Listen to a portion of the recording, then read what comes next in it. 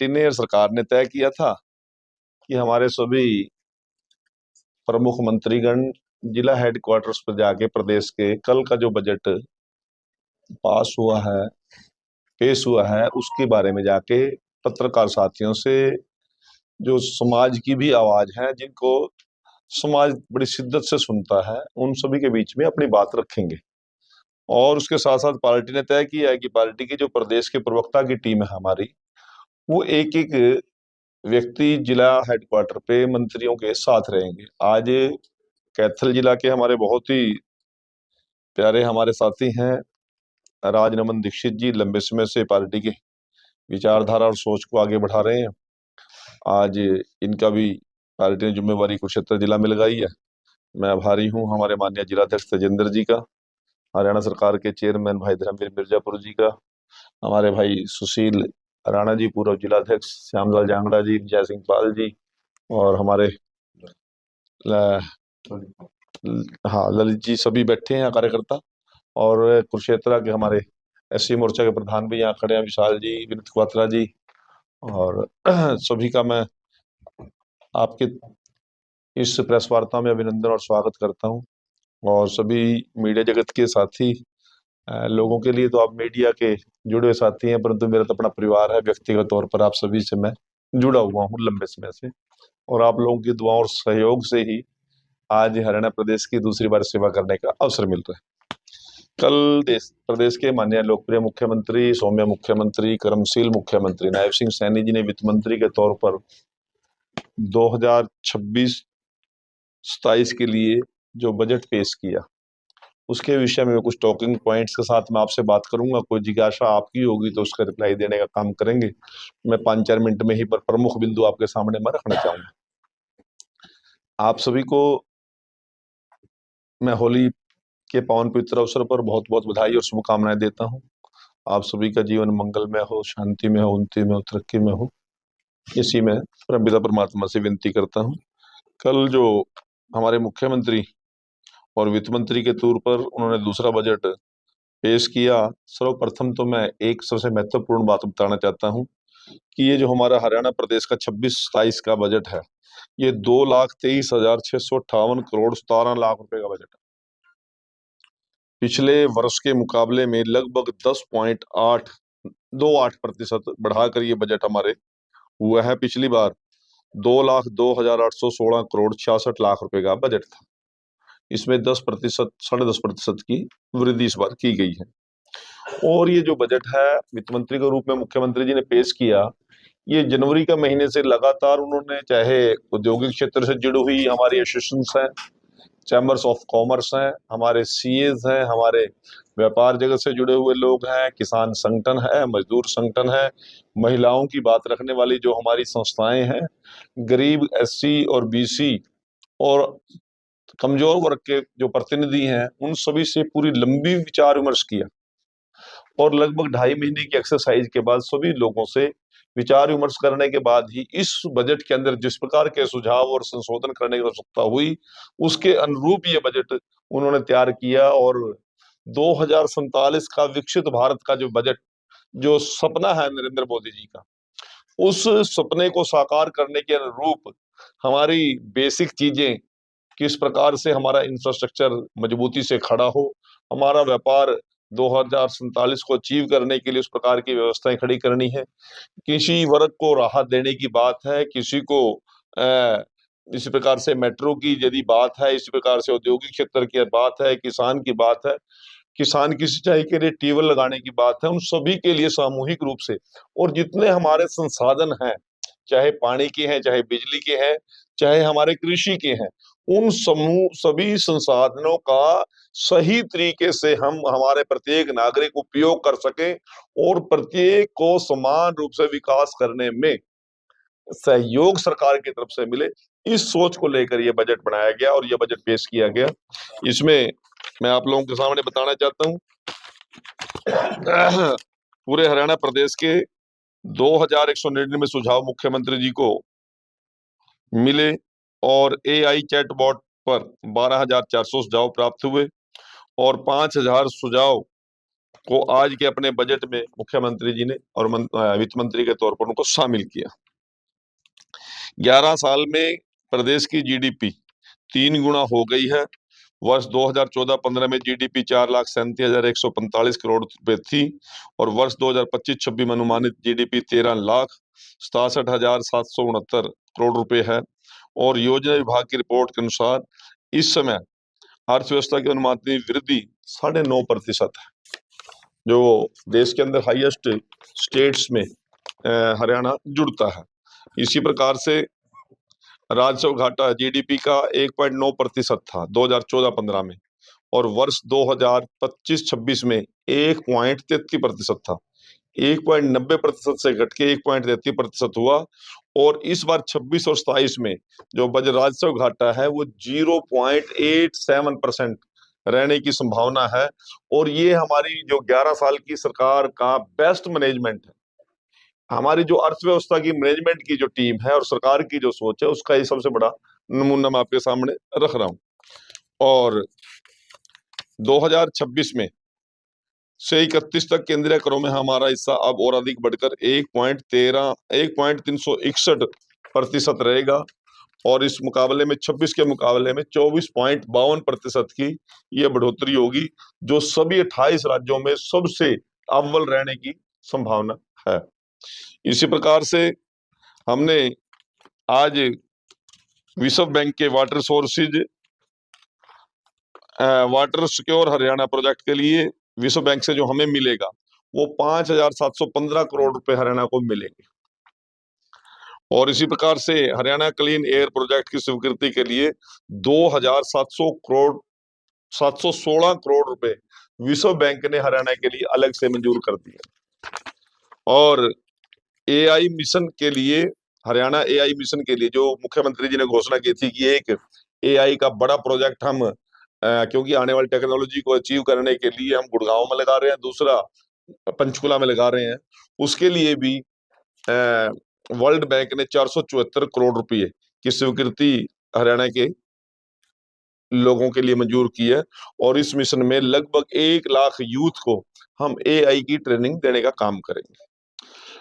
और इसी प्रकार से डिपार्टमेंट ऑफ फ्यूचर के लिए 1,837 करोड़ 65 लाख रुपए का प्रावधान फोरसाइट एनेक्स का नाम से वर्ल्ड बैंक ने हरियाणा के लिए मंजूरी दी है। इसी प्रकार से मैं आप लोगों को बताना चाहता हूं कि 2014-15 में कुल बजट का वास्तविक व्यय 84.45% था। मान लो 1 लाख रुपए हमने तय किए, उसमें से 84,045 रुपए हम खर्च किए थे 2014-15 की सरकार ने।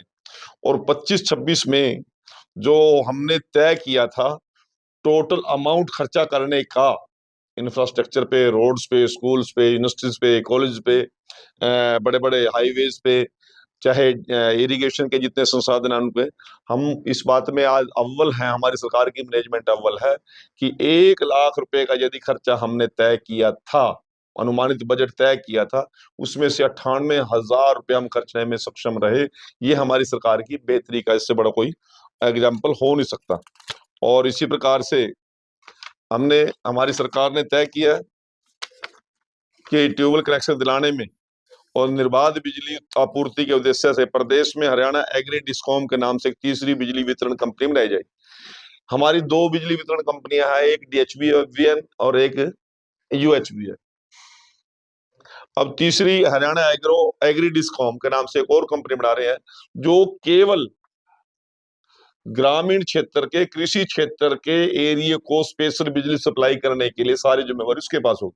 अब क्या है, रेजिडेंशियल के लिए वही है, इंडस्ट्री के लिए वही है, UH वाले या DH वाले। अब इसमें सिर्फ एग्रीकल्चर के लिए हमारे हरियाणा एग्री डिस्कॉम एक नया यूनिट बना रहे हैं, जो केवल किसानों की सुविधाओं के लिए उनके ट्रांसफार्मर की व्यवस्था, उनकी लाइन की व्यवस्था सभी करने की जिम्मेवारी उसकी होगी। ये हमारी सरकार की एक बहुत बड़ी चिंता है। इसी प्रकार से घाटे में चल रहे 300 पैक्स को हम इस साल के अंदर लाभ में लेकर आने का काम करें, क्योंकि हमारी जितनी कोऑपरेटिव संस्थाएं हैं उनका घाटा लंबे समय से चल रहा है। उनकी स्थिति को सुधार करने के लिए हमने एक व्यापक योजना बनाई है, क्योंकि बहुत लोगों का जुड़ाव कोऑपरेटिव सोसाइटियों से है और वो लगातार जब घाटे में चल रहे हैं तो उनका स्थिति ठीक करना हमारी जिम्मेवारी बनती है। तो ये हमने टारगेट रखा गया है। इसी प्रकार से प्रदेश के सरकारी भवनों को सौर ऊर्जा आधारित परिसरों में बदला जाएगा। जितनी भी हमारी सरकारी बिल्डिंग्स हैं उनमें सोलर सिस्टम को हम लेके आएंगे, ताकि जितना बड़ा सोर्सेज देश के अंदर लगभग साल में से 12 महीने में से 9 महीने बहुत सूर्य की रोशनी अवेलेबल है हमारे, परंतु आज तक उसका उपयोग नहीं हुआ। हमारे सरकारी दफ्तरों में भी थर्मल की और पावर प्लांट की बिजली यूज होती है। हम कम से कम सरकारी दफ्तरों की छतों पर तो सोलर को यूज करें। इससे एक प्रदेश के अंदर एक तो पोल्यूशन कम होगा, दूसरा बिजली के अंदर जो बहुत महंगी बिजली पड़ती है उसके अंदर हमें बहुत बड़ी राहत भी मिलेगी।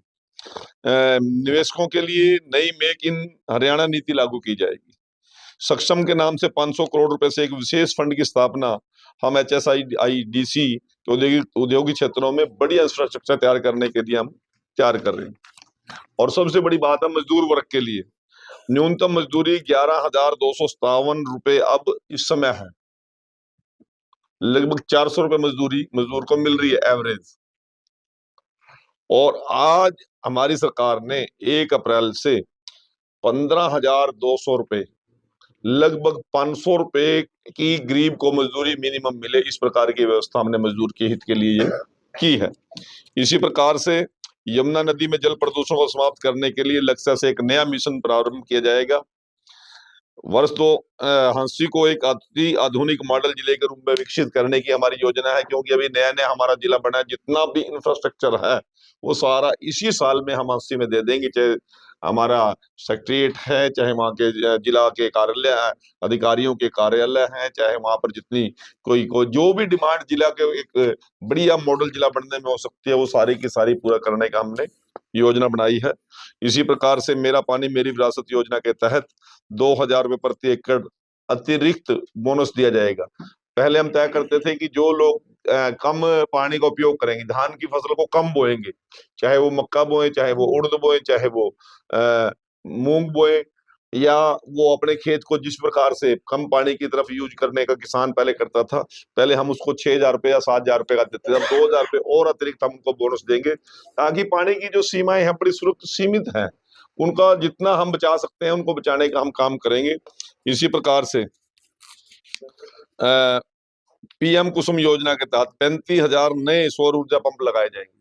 प्रधानमंत्री कुसुम योजना जो है उसमें जो नए कनेक्शन ट्यूबवेल के देने हैं, बड़ी वेट लंबी चल रही है वेटिंग। उसमें हमने कहा कि किसान यदि अपने सोर्सेज पे सौर ऊर्जा के कनेक्शन लेना चाहता है तो उसमें 35,000 नए सौर ऊर्जा कनेक्शन देंगे, ताकि किसान को, छोटे किसान को ठीक समय पर बिजली और उसकी व्यवस्था हो सके। इस प्रकार की भी योजना है। और इसी प्रकार से दीनदयाल उपाध्याय जी के 110वें जन्मदिन पर जो दीनदयाल लाडली लक्ष्मी योजना के तहत हमने जो घोषणा की थी कि बहनों को 2100 रुपए उनके अकाउंट में भेजने का काम करेंगे, उसमें आय सीमा 1 लाख से बढ़ाकर 1,80,000 तक कर दी है। अब जितनी भी BPL परिवार की बहनें हैं वो भी इस योजना का लाभ ले सकते हैं, बशर्ते उनकी आयु 23 साल से 60 साल के बीच में। परिवार में कितनी बहनें इसका लाभ लेंगी ये भी कोई लिमिट नहीं है, 2 होंगी तो 2 ले सकते हैं, माँ बेटी भी हो सकती है। यदि बेटी की पत्नी आ गई है, वो भी उस आय रेंज में आ रही है, तो उसको भी लाभ मिलेगा। हो सकता है कि 2 बेटी हैं, 1 माँ, 1 पुत्र वधू है, 4 भी हो तो चारों को भी लाभ देंगे। इसी प्रकार से प्रदेश में 3 लाख महिलाओं को लखपति दीदी बनाया जाएगा। और पिंक कैब योजना शुरू की गई, इसमें महिलाओं को वाहन चलाने का प्रशिक्षण देंगे। इलेक्ट्रिक वाहनों की खरीद हेतु 10 लाख रुपए का लोन बहनों को देंगे। कोई बहनें कैब चलाना चाहती है, मान लो कोई गर्ल स्कूल है या गर्ल कॉलेज है, या इस प्रकार कोई बहनें अप डाउन करके, बहुत सी बच्चियां या टीचर भी कंबाइंड गाड़ी करती है ना, हायर कर लेते हैं महीने के लिए। यदि उस प्रकार की कोई बहन, हमारी बेटी, उसका लाभ लेना चाहती है, वो टैक्सी ड्राइवर के तौर पर काम करना चाहती है, उसको 10 लाख रुपए का लोन देंगे, बिना किसी ब्याज के देंगे। ये सब बहनों की मजबूती के लिए एक बहुत बड़ी हमारी सरकार ने योजना बनाई है।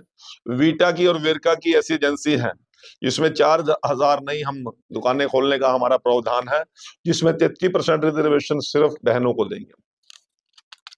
इसी प्रकार से 1,000 आंगनबाड़ी केंद्रों को सक्षम आंगनबाड़ी के रूप में तथा 1,000 आंगनबाड़ी केंद्रों को प्ले स्कूल में हम अपग्रेड किया जाएगा। और महिलाओं के नाम पर पंजीकृत गैर पारिवारिक वाहनों को मोटर वाहन में कर में 1% छूट दी है हमने। महिलाओं के नाम पर, यदि आप अपनी पत्नी के नाम पर गाड़ी का रजिस्ट्रेशन कराना चाहते हैं कोई बहन के नाम पे कराना चाहता है, बेटी के नाम पे कराना चाहता है। जिस प्रकार से रजिस्ट्री में हम छूट देते हैं, इस प्रकार से वाहन की जो उनकी स्लैब है उसमें वोटर वाहन कर में 1% की हम छूट देने का हमारी सरकार ने काम किया। लोहारू, बरवाड़ा, नरवाना, समालका, मैम, रादौर व पेहों में 7 नए महिला पुलिस थाने खोले जाने की भी हमारी योजना है। और इसी प्रकार से अग्निवीरों को हरियाणा पुलिस में विभिन्न पदों पर नियुक्तियों के लिए 20% आरक्षण दे दिया गया।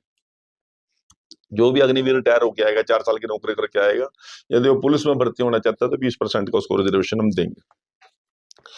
प्रत्येक जिले में खेलो इंडिया लघु केंद्र बनाकर इसका संचालन किसी पूर्व चैंपियन खिलाड़ी को देंगे। पीएम सेतु योजना के अंतर्गत सोनीपत क्षेत्र में 241 करोड़ रुपए की लागत से एक hub and spoke ITI cluster बनाया जाएगा। अंत्योदय परिवारों के लिए मुख्यमंत्री अप्रेंटिस प्रमोशन स्कीम शुरू करके अप्रेंटिसशिप के दौरान छात्रवृत्ति के अतिरिक्त प्रति माह 1,500 रुपए की मासिक सहायता अलग से दी जाएगी। और प्रदेश में 700 नए हर हित स्टोर खोले जाएंगे युवाओं के रोजगार उपलब्ध कराने के लिए। इसी प्रकार से प्रधानमंत्री आवास योजना ग्रामीण के तहत 23,154 नए मकान बनाने का इस साल के अंदर हमारा लक्ष्य है।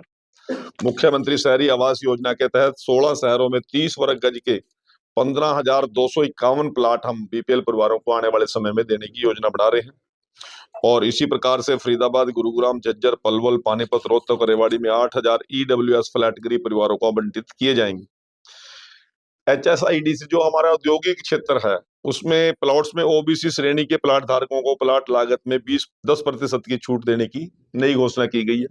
पहले हम SC को 20% की छूट दे रहे थे, अब नया सुझाव लोगों का आया कि BC को भी दिया जाए, OBC को भी हमने 10% की। मान लो 10 करोड़ का प्लाट है, यूनिट है, तो उसमें 10% की छूट हो। प्रधानमंत्री सूर्य घर मुफ्त योजना बिजली योजना के तहत 2,20,000 घरों के छतों पर रूफ टॉप सोलर सिस्टम लगाए जाएंगे, जिसमें सब्सिडी आपको पहले से पता है कि हमारी सरकार दे रही है। और जिला अस्पताल फरीदाबाद को 200 से 400 बेड, जिला अस्पताल सोनीपत व रेवाड़ी को 200 से 300 बेड का अपग्रेड करने की योजना है। 100 नए स्वास्थ्य उपकेंद्र और आयुष्मान आरोग्य मंदिर स्थापित किए जाएंगे। मुफ्त डायलिसिस की सुविधा के लिए 18 नए डायलिसिस केंद्र खोले जाएंगे।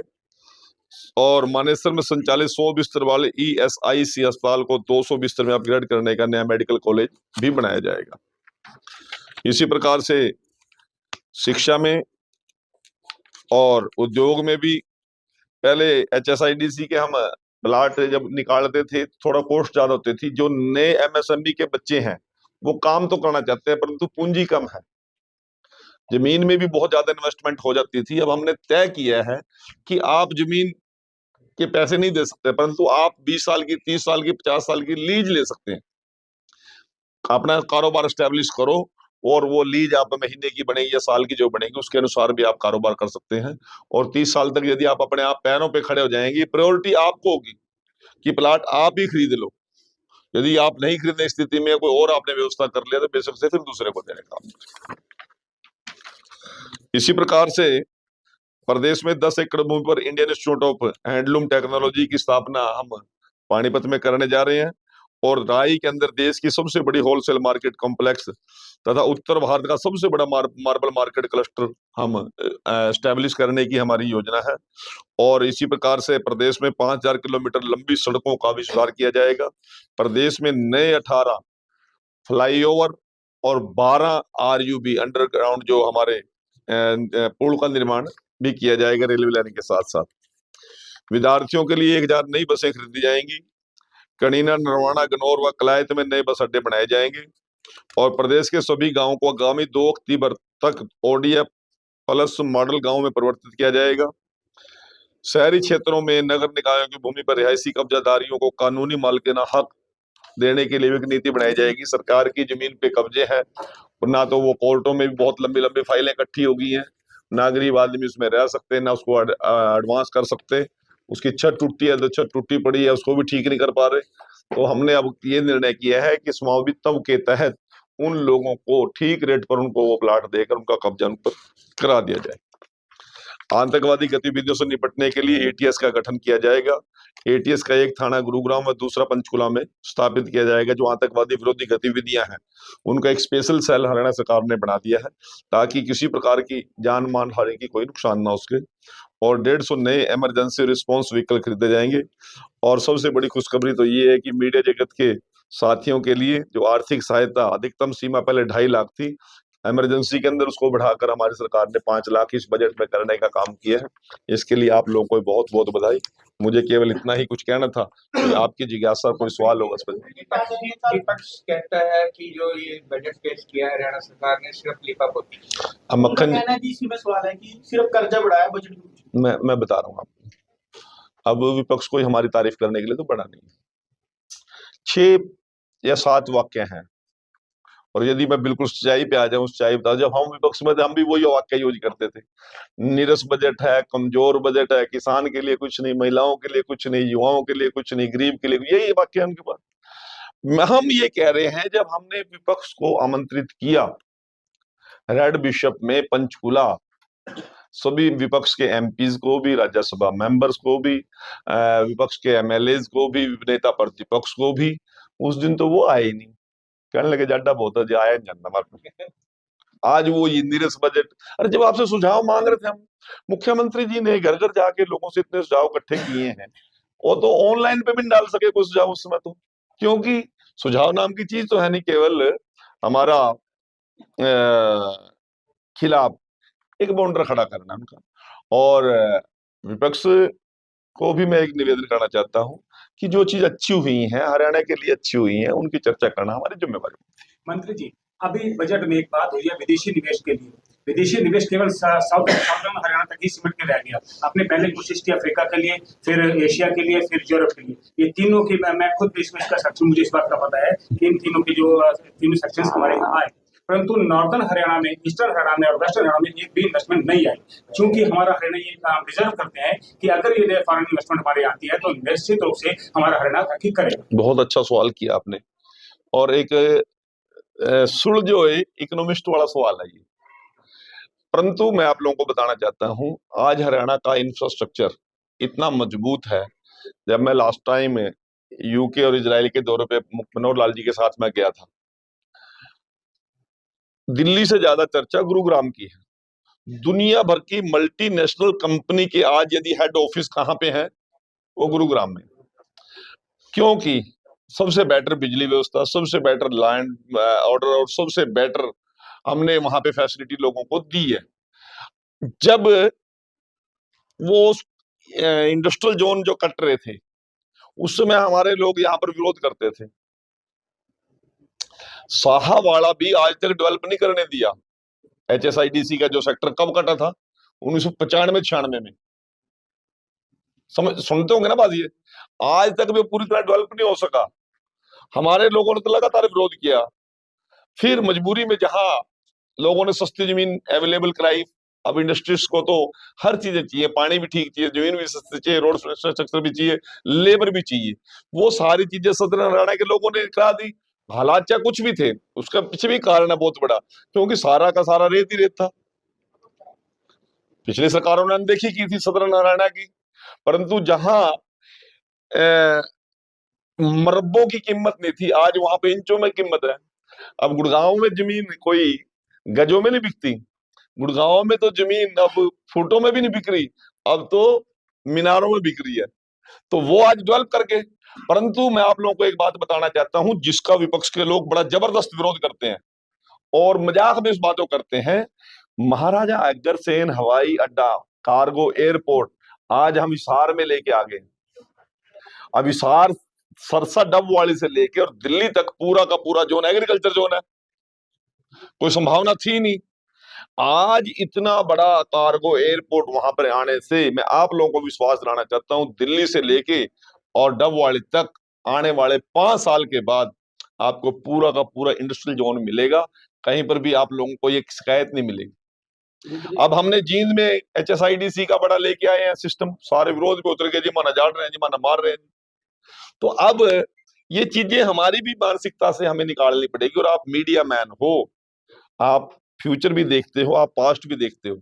यदि आप अपने लोगों को इस बात की प्रेरित करेंगे तो हरियाणा सरकार नॉर्दर्न हरियाणा के लिए भी सारी पॉलिसीज को इम्प्लीमेंट करने के लिए कोई दिक्कत नहीं। मंत्री जी, कोरोना काल से प्रभावित हुए कम उनका कारोबार कोरोना का और नोटबंदी से उन लोगों के माथे पे कलंक का टिक्का लग चुका है और नहीं, उन अब लोगों मुझे को किसी भी तरह से सरकार के माध्यम से योजनाएं तो बहुत चली पर लेकिन लोन किसी तरह का अवेलेबल नहीं। चलो, मैं आपके पास यदि कोई ऐसी मामले हैं, कोई स्पेशल मामला होगा तो ठीक है, नहीं तो हमारी हर यूनिट अलग अलग तरीके से काम कर रही है। कोई विशेष आएगी तो आप हमारे जिलाध्यक्ष जी को, हमारे यहाँ की टीम को देने का काम करें, उस पर संज्ञान लें। कृष्ण जी, बजट जैसे बजट बहुत आपने अच्छी बातें बताई, 15 प्रोजेक्ट कुरुक्षेत्र को मिल रहे हैं, लेकिन बाईपास की घोषणा नहीं हुई। सबसे पुरानी मांग कुरुक्षेत्र नहीं, बिल्कुल आपका वो बाईपास की तो घोषणा पीछे हो गई थी। इस बजट में 15 नहीं, पिछले बजट में होगा तो पिछले बजट में होगा। अब मेरे को इस बजट का ये ध्यान नहीं आ रहा बाईपास वाला, और यदि कोई ऐसी बात है तो सीएम साहब ने पिछले दिनों गीता जयंती में भी घोषणा की है, और इससे पहले जो हमारा दिसंबर में हमारा जो सेशन आया था उसमें शायद घोषणा कर दी थी मुख्यमंत्री जी ने, शायद पिछले बजट में शायद। मैं कंफ्यूज हूँ वैसे। बाईपास की 4 लेन की हुई है। अच्छा, ठीक। वो हमारी मेन केजरीवाल बनी हुई है। आम आदमी पार्टी का आरोप है कि बीजेपी ने षड्यंत्र के तहत उनको जेल में डाला ताकि दिल्ली का चुनाव जीत सके। तो यदि केंद्र में सरकार बीजेपी की है, देश में सरकार बीजेपी के, आरोप किस पे लगे? हम हमारे पे लगेंगे ना, और किस पे लगाएंगे? सोनिया गांधी पे लगाएंगे या राहुल गांधी पे लगाएंगे? नहीं, उनका कहना है, वो अपनी जगह ठीक कह रहे हैं, परंतु लोअर कोर्ट ने कोई निर्णय दिया है, अभी मामले ऊपर भी पड़े हैं। अब मेरे पास तो, मैं तो बहुत ज्यादा कानून का बड़ा ज्ञाता नहीं हूँ, परंतु जिस प्रकार का उन्होंने हाई तौबा मचा रखी है, इतना हाई तौबा मचाने की जरूरत नहीं है।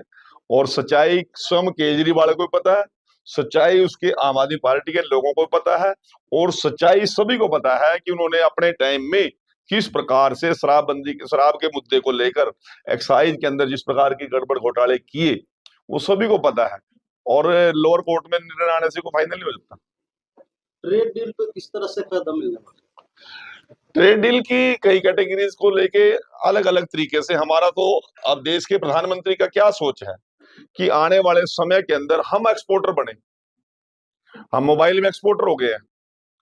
हमारे 1000 करोड़ का, केवल 1000 करोड़ का इतने बड़े देश के अंदर हम एम्यूनिशन या हम जितने भी हथियार केवल 1000 करोड़ के सप्लाई करते थे, आज 1200-1300 करोड़ पे चला गया ना, 12-13 हजार करोड़ पे चला गया पिछले 10 साल के अंदर।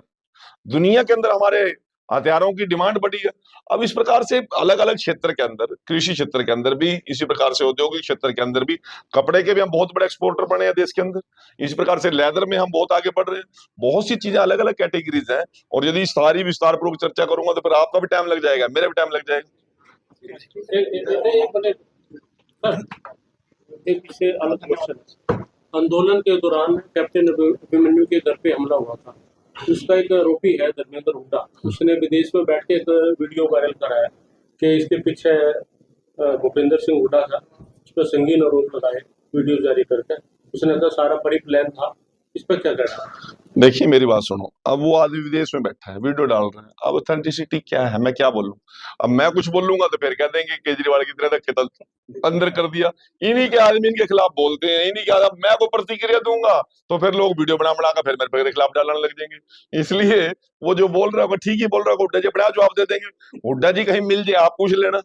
मंत्री जी, सरकार कोई भी पॉलिसी नहीं बनाती है, चौटाला का बयान आता है, लेकिन बजट के बाद कोई प्रतिक्रिया नहीं। तो मैं चौटाला जी से आप बात करो ना, मैं क्या बात करूं? मेरी बात में कोई प्रतिक्रिया दे देगा वो? पहले अपने अपने हाथ खड़े करो भाई। किसका कौन सा है? एक अलग क्वेश्चन, आंदोलन के दौरान कैप्टन अभिमन्यु के घर पे हमला हुआ था, उसका एक आरोपी है धर्मेंद्र हुड्डा, उसने विदेश में बैठ के एक वीडियो वायरल कराया कि इसके पीछे भूपेंद्र सिंह हुड्डा था, उस पर संगीन आरोप लगाए वीडियो जारी करके। उसने कहा सारा परी प्लान था, इस पर क्या कहना है? देखिए मेरी बात सुनो, अब वो आदमी विदेश में बैठा है, वीडियो डाल रहा है, अब ऑथेंटिसिटी क्या है, मैं क्या बोलूं? अब मैं कुछ बोलूंगा तो फिर कह देंगे केजरीवाल की तरह धक्के अंदर कर दिया। इन्हीं के आदमी इनके खिलाफ बोलते हैं, इन्हीं के आदमी, मैं को प्रतिक्रिया दूंगा तो फिर लोग वीडियो बना कर फिर मेरे खिलाफ डालने लग जाएंगे। इसलिए वो जो बोल रहा है वो ठीक ही बोल रहा है, हुड्डा जी बड़ा जवाब दे देंगे। हुड्डा जी कहीं मिल जाए आप पूछ लेना।